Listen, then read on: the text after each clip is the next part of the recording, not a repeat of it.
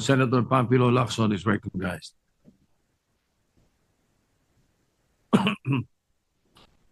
Thank you, Mr. President. Mr. President, my esteemed colleagues, I rise today on a matter of personal and collective privilege. Before I start, Mr. President, and with the indulgence of our distinguished colleagues, let me put this one issue away first. The DPWH Undersecretary that I mentioned to have offered our Senate President through his staff to make insertions in the 2026 National Expenditure Program had vehemently denied it to her new boss, Secretary Vince Dizon, and to his face at that. Was actually lying through her teeth.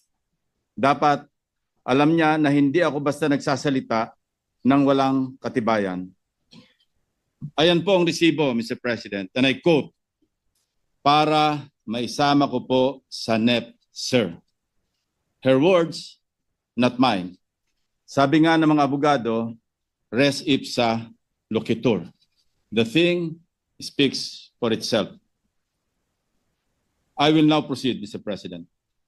Exactly 3 weeks ago, I took this floor to expose what I call the flooded gates of corruption, a dam of deceit that is burst open, unleashing the tales of insatiable greed that continue to drown our nation. Simula nang mabuksan ang agos ng usapan tungkol sa mga anomalya sa DPWH, bumuhos rin ang katakot-takot na ulat mula sa mga netizens at karaniwang mamamayan na nagmamatiyag sa mga substandard at ghost projects sa iba't ibang dako ng kapuluan. Kasabay ng bugso ng puot ng taong bayan laban sa iba't ibang personalidad na di umano ay sangkot sa pagsasamantala sa kaban ng bayan. Ang halos nagkakaisang sigaw ng lahat. Dapat may managot, dapat may makulong. Our frustrated countrymen cry in unison. Name, shame, and prosecute. We in this august hall share the same frustration, except for the chaos and anarchy in the streets and in some public and private properties, which hopefully will not escalate.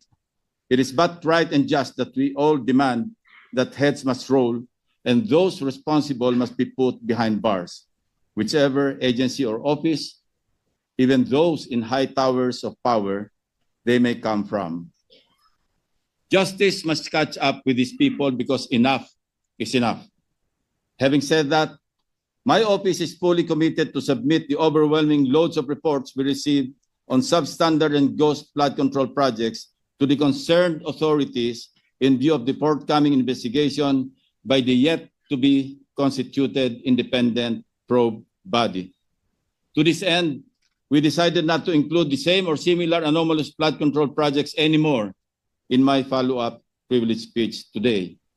Instead, I will focus on sharing with you the various forms of corruption in fine print.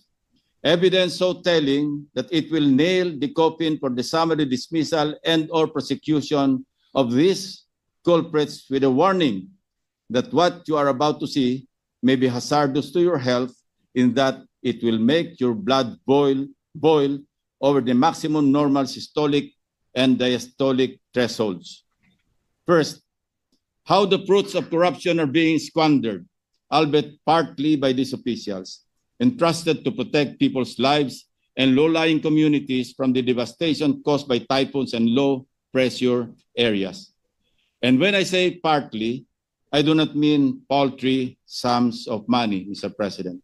Second, how the same officials maneuver and manipulate the processes and procedures involved to collect from unaccomplished or uncompleted, even ghost projects perpetrated by these incorrigible and probably beyond redemption government officials. Unahin po natin ang mga tinaguriang BGC boys. We delve so deeply into the web of corruption involving the culprits behind the notorious Bulacan flood control disaster. Sa lalim po ng inabot ng aming pagsisiyasat, sukdulang nakakarimarim na ang aming nadiskubre. These DPWH officials reached the lowest of the low and the highest of the high in the many corners of casinos across the country. On top of their multi-million peso wristwatches, signature clothes, and sneakers, and whatever else lavish lifestyles, these 5 erstwhile DPWH officials of the Bulacan First District Engineering Office gained them a moniker, BGC Boys. Not Bonifacio Global City Boys, Mr. President, but rather the Bulacan group of contractors as they have been known to casino employees. Hindi tambay ng high street sa BGC ang mga ito. Hell Street siguro, Mr. President. At siyempre, nagtatago sa mga aliases ang BGC Boys. Let me do a roll call, complete with valid identification cards like driver's licenses from the Land Transportation Office, but this is a separate matter to be investigated, my distinguished colleagues. Ang kakasibak lamang na DPWH OIC Assistant Regional Director ng Region 4A at dating District Engineer ng Bulacan na si Henry Alcantara, alias Joseph Castro Villegas. OIC District Engineer ng Bulacan, First District, Bryce Erickson G. Hernandez, alias Marvin Santos de Guzman. Assistant District Engineer JP D. Mendoza, alias PJ Castro Asuncion. DPWH Engineer 2 RJ Dumasic, introducing himself as a contractor from Sims Trading Corporation with alias Sandro Bernardo Park at Edric San Diego as himself. They may hide their identities, but having spent practically all my law enforcement years conducting intelligence and investigative work, I know criminals when I see them. No matter how real-looking their IDs are, no matter how long they were able to thrive in the shadows, no one can shield them from the day of reckoning that they deserve.